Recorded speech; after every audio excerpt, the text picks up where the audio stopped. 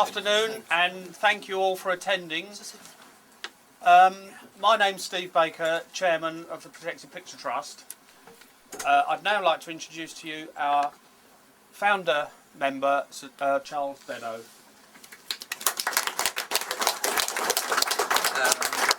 Thank you, ladies and gentlemen. Before I introduce our guest of honour, I should probably have to say a few words how we come to be at Bletchley Park. Well, in the late 1970s, I was working for the BFI as a regional technical officer, going around the country, and I used to see lots of cinemas closing, and equipment was being put into skips, and nobody was collecting it because they're all heavy things. They're all around the walls here. So I got together with a chap named John Cannon, who was working for Eastern Arts at the time, and we approached the BFI and my colleague Leslie Harcastle I worked with, and we arranged a meeting and got some money together to start it going. We've lived a monastic, we've gone from place to place. We've started our life at Berkhamsted, then the National Film Archive, and they threw us out of there. We then went to the Odeon Muswell Hill, but that was inconvenient because they was always showing pictures and we wanted to work. Finally we got to Duxford Airfield, and we've actually restored the Camp Cinema. If you've never been, it's worth going to see because it's really going back to the 1940s. But we had space there, then suddenly they hadn't got any space left. So the reason really why we at Bletchley Park is because of a radio ham. The radio ham was the late Dr. Jack Blundell. Now, he was associated with the group here and at Duxford. So he was instrumental in getting us a space here, and we sort of took over and we spread out as much as we could. Well, the thing is that I'll have to look at my notes because I can't remember what I was going to say. But most of us were getting older, and we've now sort of got a younger group, so the chairman, instead of us being all 70 plus, we've got them 30 plus, so that's a good thing. So that's Steve.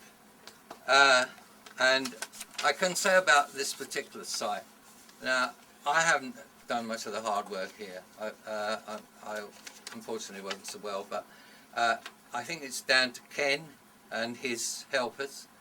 Ken Draper is our curator. They've done a marvellous job, and the whole work was done at a minimal expense to everybody. We've done it. We've spent very little money. It's mainly sort of begged, borrowed, and stolen most of what we've got here. I'd like to say that I can't keep mentioning people, but I'd like to say two people that keep us going are our news editors. We produce a very good magazine. That's Len Lambie and Peter Jones. They do a remarkably good job. So then I'll come to say that I want to request our guest of honour, who's Sir Sidney Samuelson, and he has had a very distinguished record within the film industry most of his adult life. He's patron of goodness knows what and has been responsible for many Royal Command performances. So can I call upon Sir Sidney to open?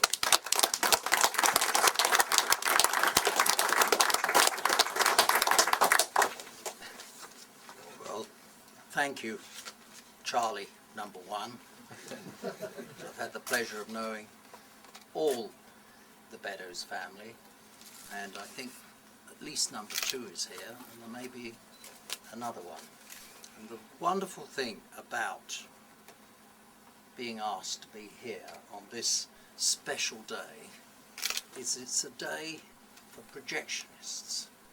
And a gentleman whispered over my shoulder just now, "Don't be nervous, we're all prodigies." How right he is. And I had a great deal of pleasure as a projectionist, conditions, what we did was entirely different in those days. There are some here who were at it as long ago as I was, and certainly it's a pleasure to have one of the guests is Jack DeConnick, and Jack had a very distinguished career, standing at the back, and he was running the film unit for British Aerospace. And the reason I mention him is because when I'd been at work for only about 6 months, I was the rewind boy, and the accent on the boy, because I don't know what it's like today, but in those days the boy was the boy and should be treated as such, and the mornings were spent doing nothing connected with projection. It was all to do with washing and scrubbing and polishing. And furthermore, and I've told this story many times, having come from a poor but very, very close and happy family, going out into the world and working for somebody who seemed to think that if he didn't make the boy cry twice a week, he was failing in his training schedule. And until I got used to that, I was extremely unhappy. It was a bit of a shock to me what the actual world was like. And nevertheless, I was fortunate, if you like, because around about the middle of 1940, and I'm one of the few who can actually say I was at work in the 30s, only by a few days, because my birthday is December the 7th, and they were building a new cinema in Lancing, Sussex, and I was interested in not taking one of the regular jobs that 14-year-old school leavers managed to get in those days. Particularly the fellow who sat next to me at school. He was thrilled to bits because on Saturdays he did deliveries for the local butcher, and he proudly explained to me that he already knew how to bone and roll a leg of lamb. Now, I wasn't too impressed because that wasn't actually what I wanted to do. So I knocked on the door at the cinema, which was in the last stages of building, fitting out, I suppose, and asked if I could have the job as the rewind boy. I probably said fourth projectionist because it sounded better, but I got that job, and I've always felt I was already one rung up the ladder, because there was one even lower than me, because in those days they had page boys, didn't they? And those page boys with the buttons all the way up the front of their uniform and a pillbox hat, I never had to suffer that particular indignity. Now, the reason I feel I was lucky was because the chief, who was pirated from the big Worthing cinema, the Plaza, big ABC house, he had a glorious bust-up with the manager. And we were already one short, because at that time, early in 1940, everybody was either being called up or going into war work, where the money was much better. And the second had already gone to spray paint in order to camouflage the Southern Railway works in Lancing. Pretty unhealthy job, but nevertheless I suspect it paid much more money than he was getting as the second. So we were already one short, and he had a row with the manager and walked out. Now, as far as the chief was concerned, Frank Chipperfield, his name was, he had no conception of the fact that I actually knew how to do most of the jobs. Not because I was allowed to do them, but because the second, now departed, was a very nice chap, and on the chief's day off, Fridays, he taught me how everything worked, what you did. He even let me do some of the simpler jobs, like fading in the non-sink at the right time.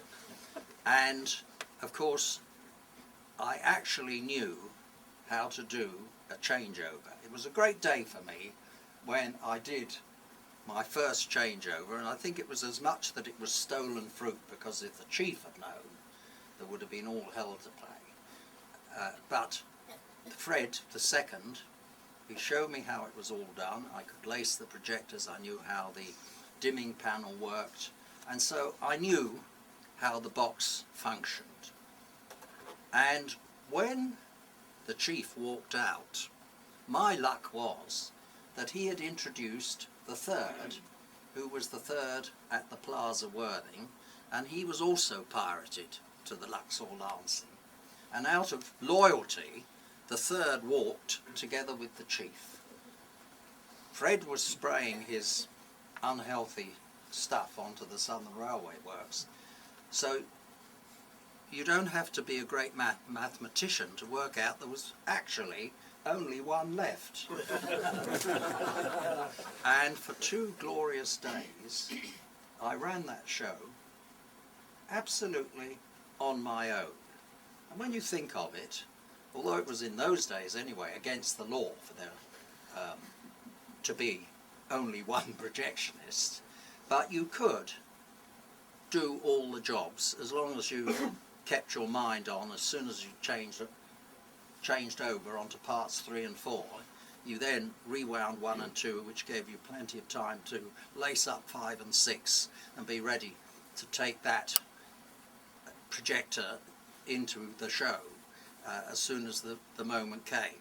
And by running a bit across the box, you could get from, once you press the screen tabs in the middle, you could run round to the side and gently bring up the dimmers, and then you could run across and set the non-sync going, and then you had to go to the other side of the box. Great design this was. Western Mirrorphonic was the system, and you had to push a button on the amplifier in order to go from sound on film to the non-sync, and then you had to run back to the non-sync and fade it in. So I had that wonderful experience, and it was for 2 days. And what a long way of telling you why I'm pleased to see Jack DeConnick, because the manager recruited 2 projectionists, a new chief, and not a second, but a third. I was momentarily very upset because I thought, with a bit of luck, I'll get the job as the third. For God's sake, I thought. I ran the show for 2 days and got them out of trouble, and now they're bringing a bloke in from the Rivoli Worthing. And what they did, actually what they had in mind, was instead of having a second and a third, they had joint thirds.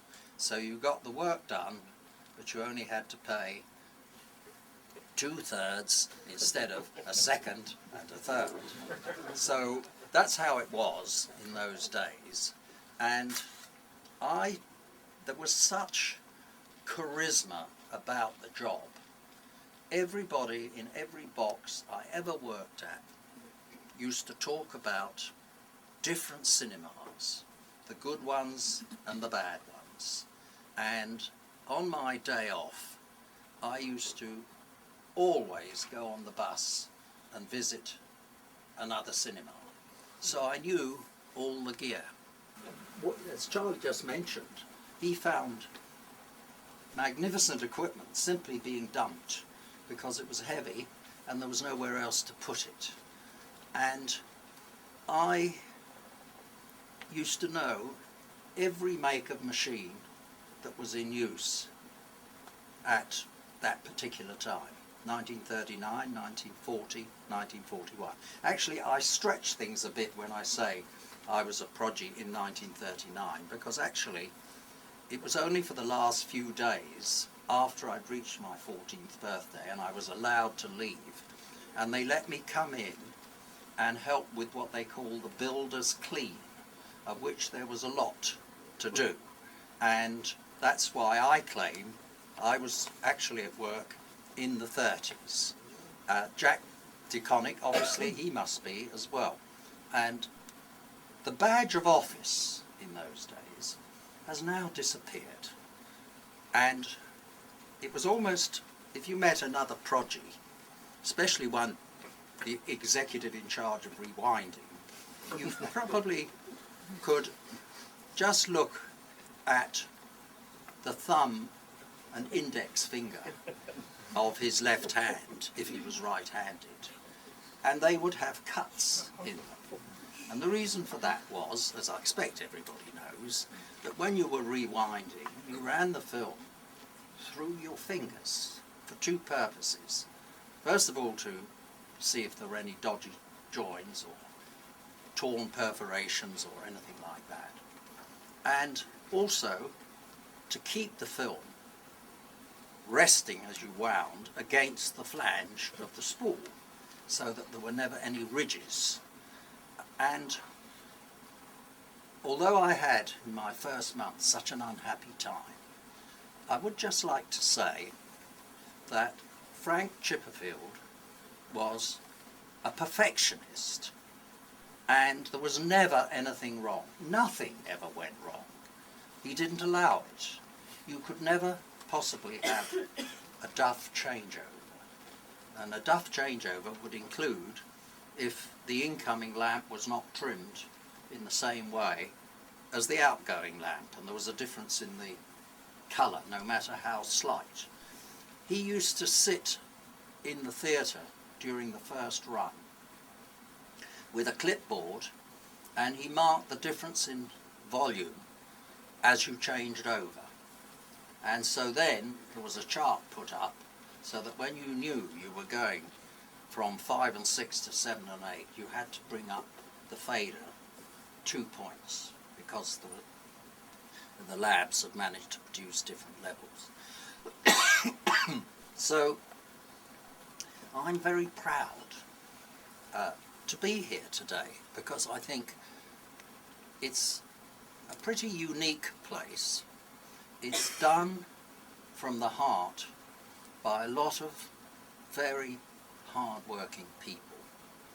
And it's here, well, we hope it's here forever. And I've got an American 10-year-old grandson, and he's coming over to spend 2 weeks with us in the summer. And he has already said to me, "You know, you told me, Grandpa, about where all the cinema projectors are. Can we go there?" I already know he wanted to see dinosaurs at the Natural History Museum, but he also wants to see our much loved kind of dinosaurs that are all arranged here. So that's something that I'm looking forward to. I had the pleasure through my servicing company of working with David Lean, and that was on his, what turned out to be his last 3 films, Dr. Zhivago and Ryan's Daughter, and then A Passage to India. And I got to know him very well, and talk about a perfectionist. I never knew anybody who would go to so much trouble to get it perfect through every stage of the procedure of making a feature film, from pre-production through production and post-production. And he once said to me, "You know, Sidney, we go to all this trouble to get it right when we're making a movie, but you know, actually, in the end, we're in the hands of the projectionists." And I quite like that because there was arguably the greatest story maker in the history of cinema, and he knew the value of people who do what we do. Sadly, we don't get as much money as he's used to paying other technicians who he comes across, but nevertheless, our skill was extremely valuable to him. As I expect everybody knows, another one who was like that was Stanley Kubrick, who used to send his man to the various cinemas where his films were going to be shown to see what sort of a job they were going to make of it. I'm going to, with much pleasure, cut this piece of 70mm film, and I've brought a little present for the museum. We have all this heavy stuff that we've been talking about. I brought the absolute opposite, and I'm going to ask Ken Draper, who is the curator here, where is Ken, if he would like to unveil it. As you've all probably got eyesight as lousy as mine now, you may want to come a bit closer, because whereas everything else is large, this is very, very small. But I've had what is in a glass case under here for many, many years, and once I heard about this museum, I thought if they would like them, I would like to donate these two models, which were made by somebody who I expect is known to everybody here, called Bernard King. And he made them for me as a present, if you can believe it. And Ken, would you like to just pull that cloth off? Most of you won't even be able to see them. But they're two models of projectors. The one on the right is a German Enigma 5, which was the first machine I ever worked on at the Luxor Lansing. In fact, they were the last two Enigmas to be imported from Germany just before the war started. And the other one, I could use some expert advice here, but I would think that of all the UK-made projectors, like BTH and Ross and British Acoustic, Cayley was the one most used. Would anybody be able to verify that, or have I left something out? No. Well, this is a Cayley 11, and the one that I saw working in a cinema in a place called Sompting outside Worthing, I found it intriguing that it had the shutter on a shaft sticking out of the front, and it was whizzing round completely uncovered. And I don't think you would be allowed through health and safety to have such a thing. Neither would you if you look at the back of the Cayley. There's a ginormous belt, drive belt, and it's also completely uncovered. So things were different in those days. So now I'm going to, with much pleasure, declare the PPT Theatre. And am I doing the whole museum? We're opening the museum as a whole today. Great. That means I'm even more important. I thought I was just going to theatre. And just know, ladies and gentlemen, it's a great pleasure to do this. I'm going to put my glasses on, or else, how could I see the frame line? I couldn't across the middle of it. 5 perfs, remember? You know what he said to me? 5 perfs, remember, is what Charlie said. Once a teacher, always a teacher. And here's the scissors.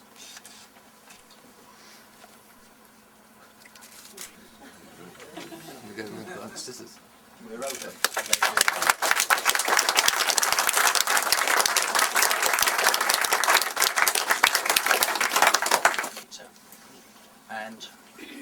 one gentleman, I think it was Ken Draper, you told me, didn't you, you were at Cinerama in London.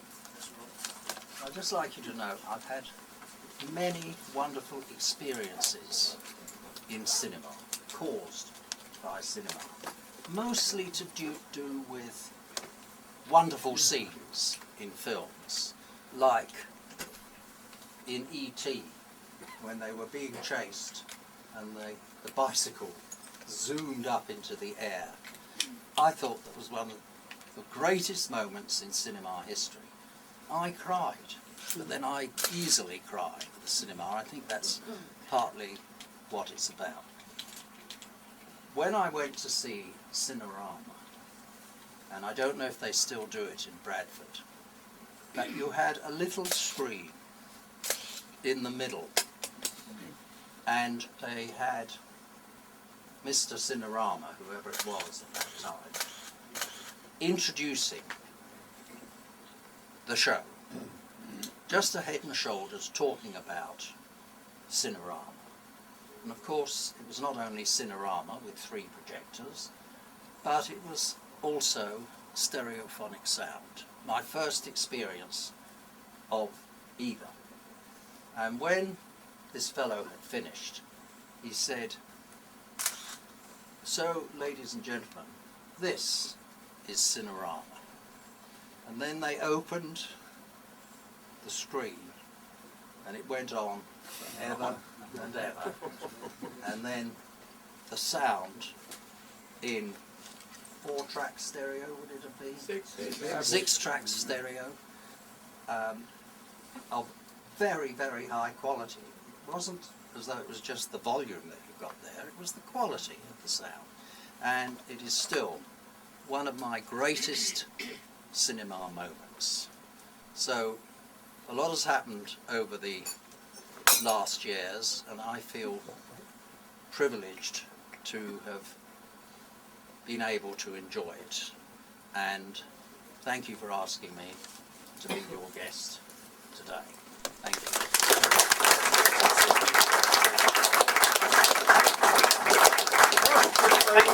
That cloth for something else. Oh, there is. Yes, yes, it's double jointed opening.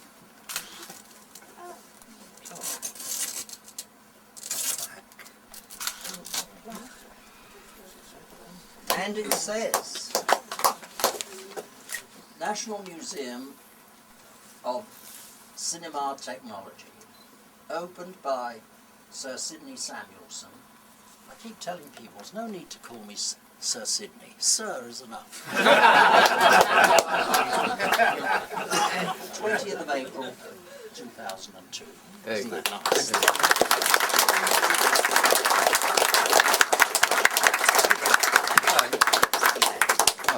Can I just say before we go, on behalf of the Projected Picture Trust and the National Museum of Cinema Technology, we thank Sir Sidney very much for donating this model to us, and we already have a place to put it in, where we see all the visitors in the future.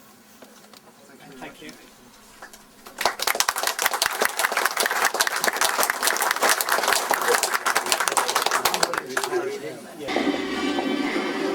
And Universal Pictures, shot in Super 70mm Panavision with 6-track Dolby Stereo by director Ron Howard.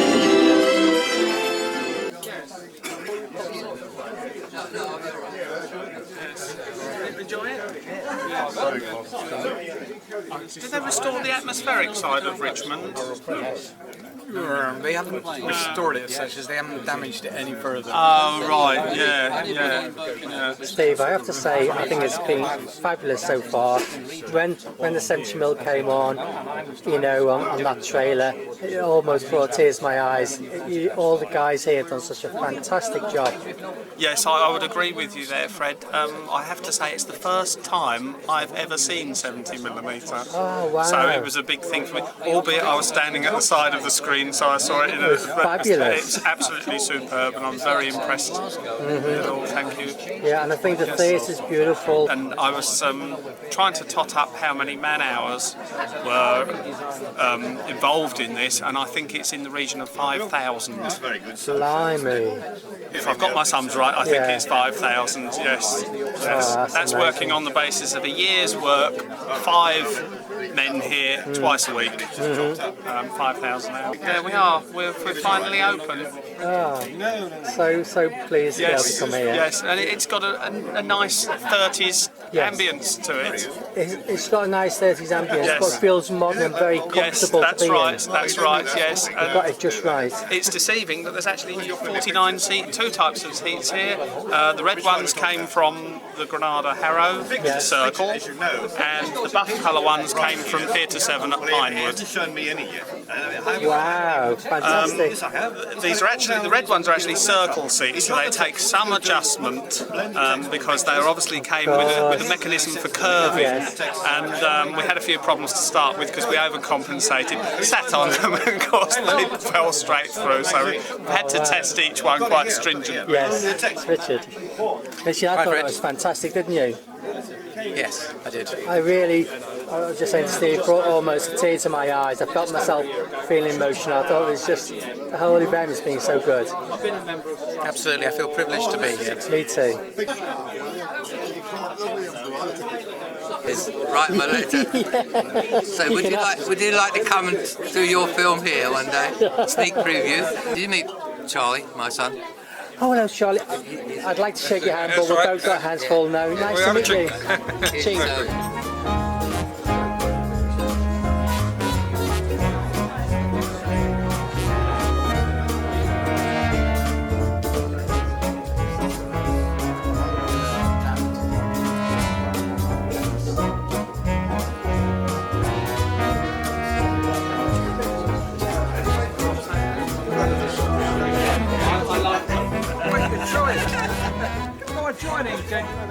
Come on, Ken, come and join us. Come on, in the middle. Right. This is a miniature Steph. It certainly is. Master Steph. Oh, how you doing? Fine, thanks. Have you been watching all the shows? No, we haven't.